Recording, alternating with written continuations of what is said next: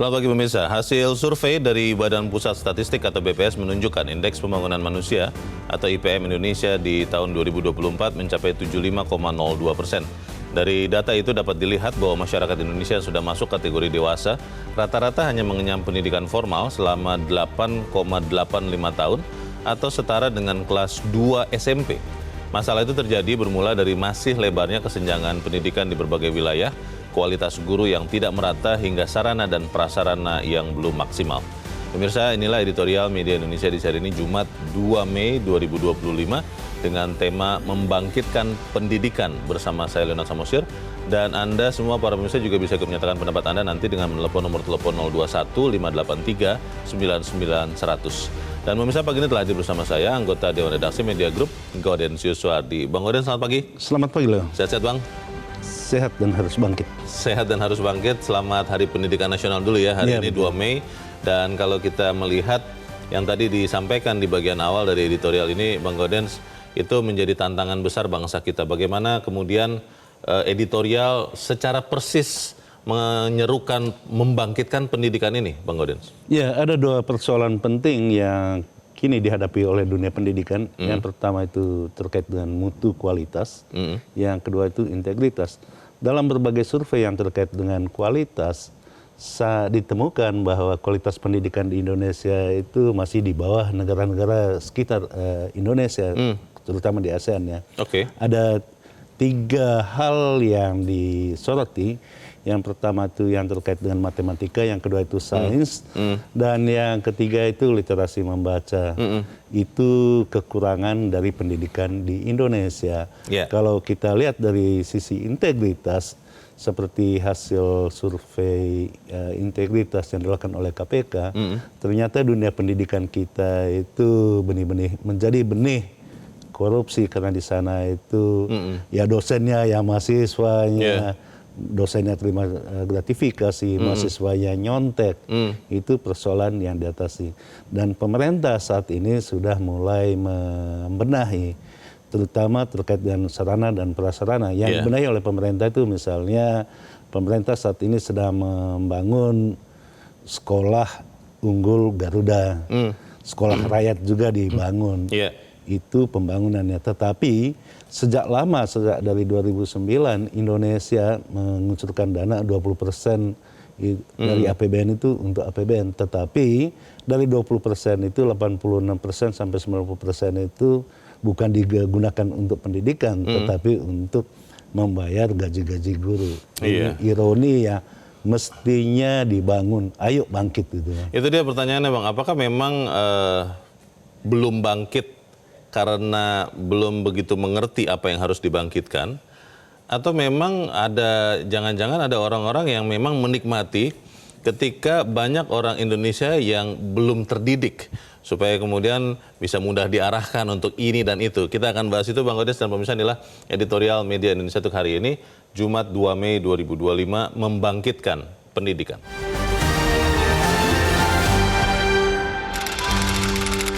Membangkitkan pendidikan.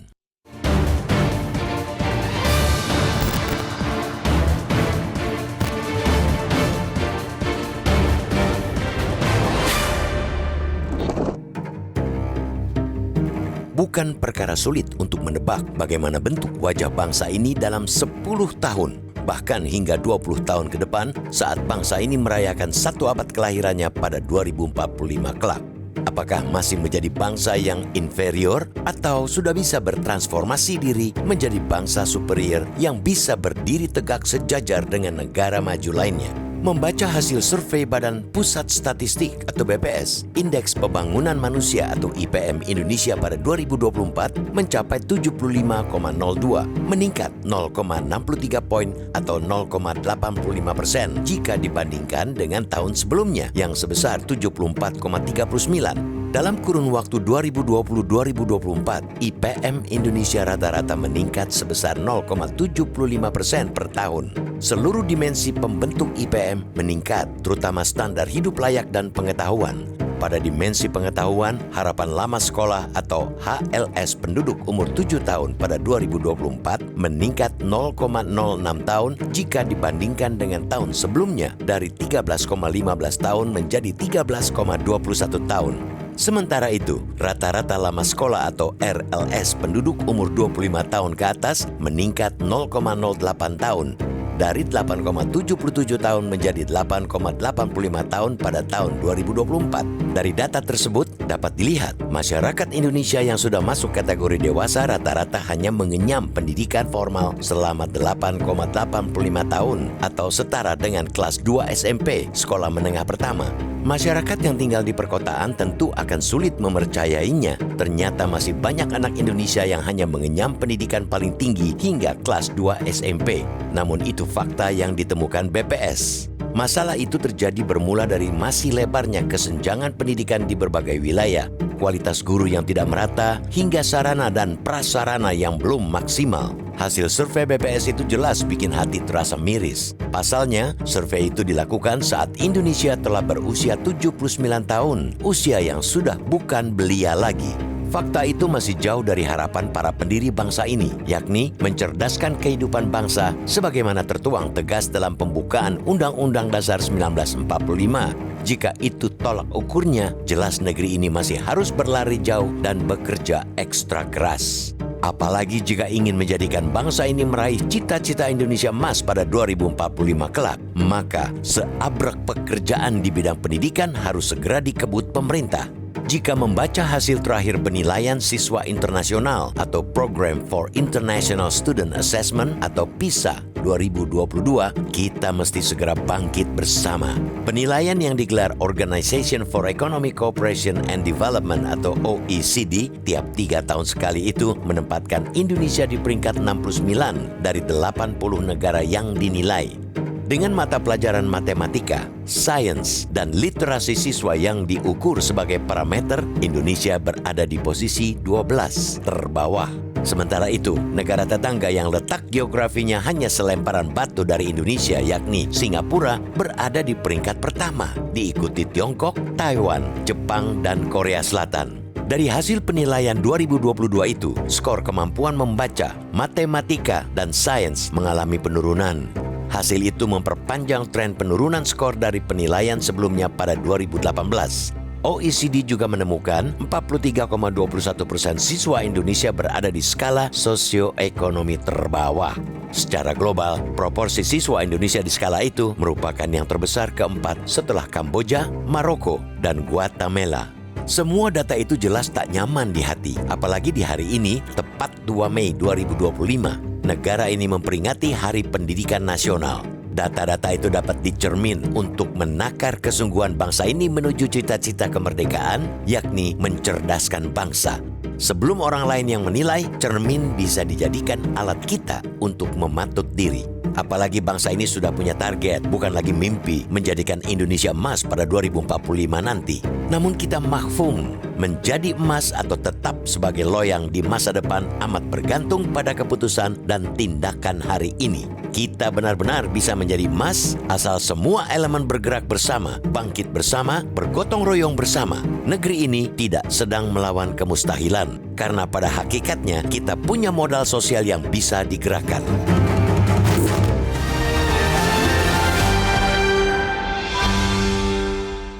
Di bagian berikut Anda bisa ikut menyatakan pendapat Anda terkait editorial pagi ini. Pemirsa, untuk saat ini tetaplah bersama kami. Media Indonesia mengajak Anda untuk mengakses fitur premium e-paper. Dengan sajian konten berbasis intelektual dan meneguhkan kebangsaan, Media Indonesia tampil dengan lebih dinamis melalui e-paper Media Indonesia yang dapat Anda akses kapan saja, di mana saja.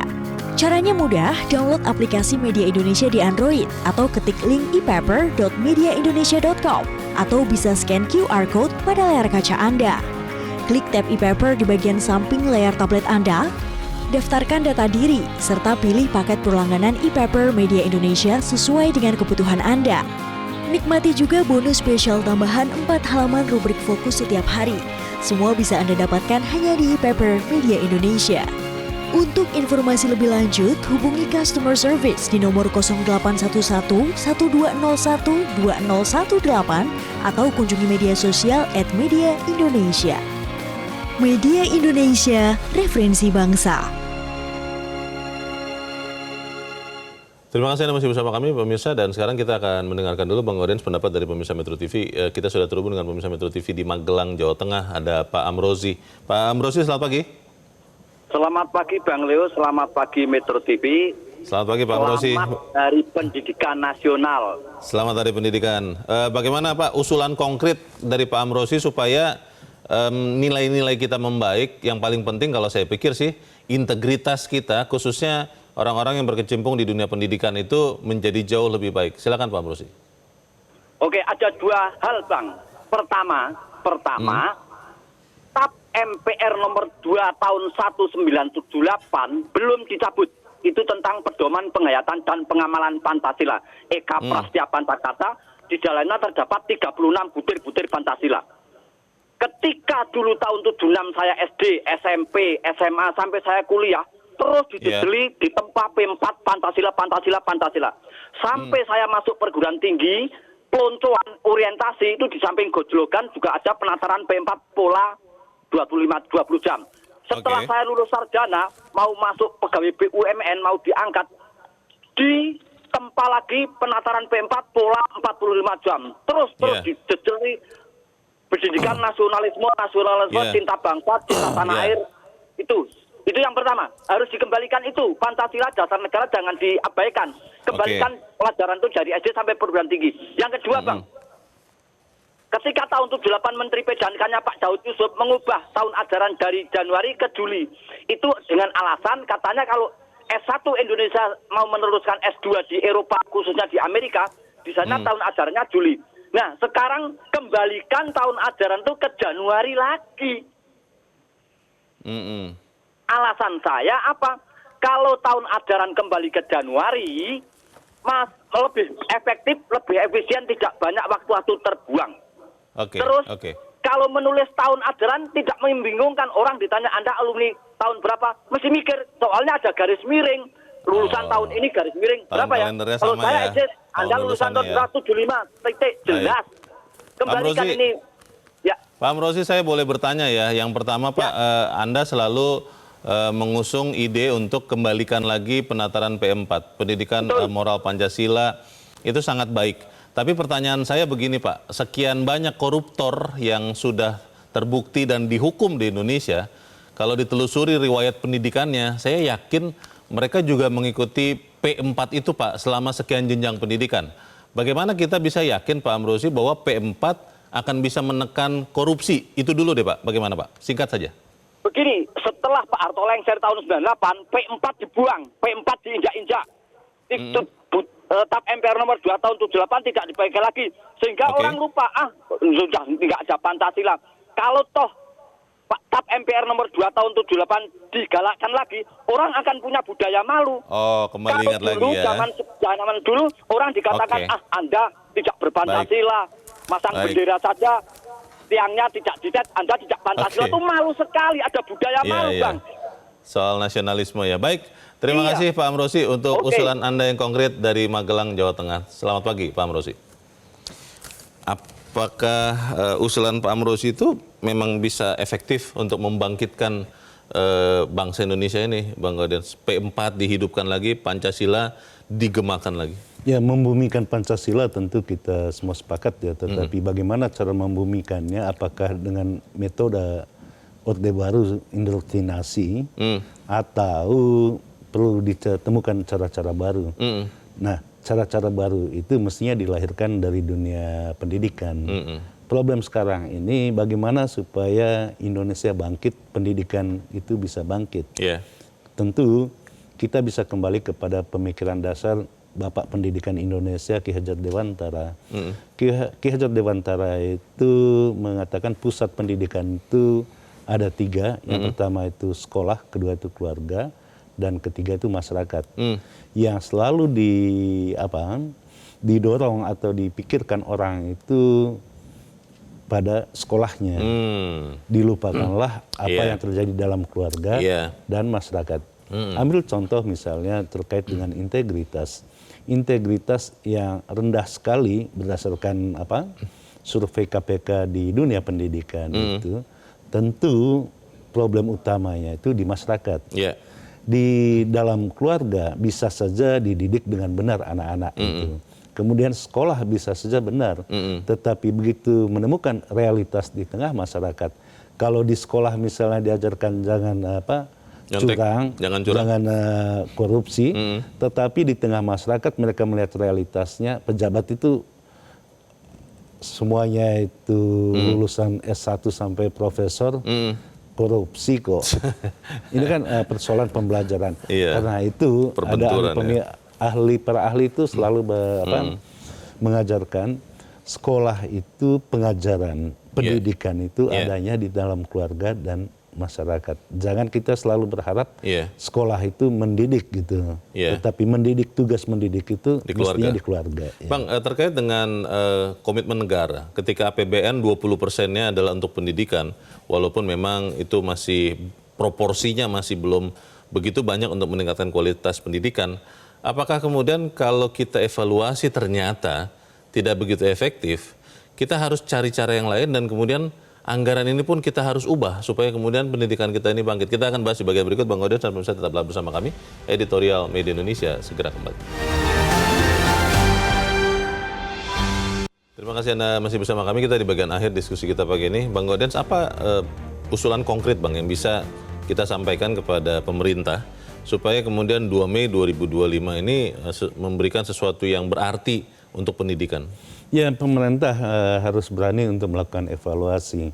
Ternyata dengan kurikulum Merdeka Belajar gitu, kita tidak mencapai apa-apa. Buktinya integritas pendidikan itu sangat rendah gitu kan. Itu hasil yang didapat selama 5 atau 10 tahun terakhir gitu. Oke. Karena itu kementerian yang baru sekarang itu sudah mulai menata untuk memasuki kurikulum baru. Salah satu yang menonjol di dalam kurikulum baru itu adalah pelajaran mendalam gitu ya. Nah, pelajaran mendalam itu mudah-mudahan mencakup 3 hal yang sangat penting, yaitu matematika, sains, dan literasi membaca. Mengapa 3 hal itu penting? Karena itu berkorelasi dengan pikiran kritis. Persoalan kita sekarang ini kan di sekolah itu belajar hafal ya, menghafal, tetapi kita tidak pernah mengajarkan kepada anak itu untuk kreatif berpikir. Untuk berpikir ya?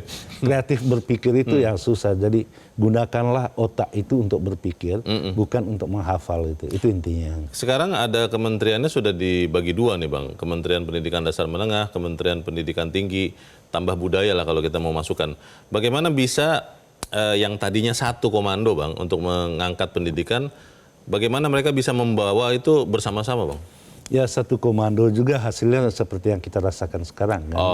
Karena itu mudah-mudahan dengan 3 tetapi fokus, mungkin jauh lebih bagus ya. Kita berharap berilah kesempatan kepada para menteri itu untuk bekerja dengan baik, sehingga hasilnya bisa dievaluasi 5 tahun yang akan datang. Gitu. Baik, kita harap apa yang kita sampaikan di sini juga menyumbang bagi upaya membangkitkan pendidikan. Bang Gaudens, terima kasih sudah hadir di tempat ini Bang. Selamat pagi. Pagi loh. Pemirsa, semua data yang masih belum baik itu jelas tidak nyaman di hati. Apalagi hari ini, tepat 2 Mei 2025, negara kita memperingati Hari Pendidikan Nasional. Data-data buruk harus menjadi cermin untuk menakar kesungguhan bangsa Indonesia menuju cita-cita kemerdekaan, yaitu mencerdaskan segenap bangsa. Sebelum orang lain yang menilai, cermin bisa dijadikan alat kita untuk mematut diri. Saya Leonard Samusi berterima kasih Anda sudah menyimak editorial Media Indonesia itu pagi ini. Terus jaga kesehatan Anda, terus jaga nurani Anda. Selamat pagi, sampai jumpa.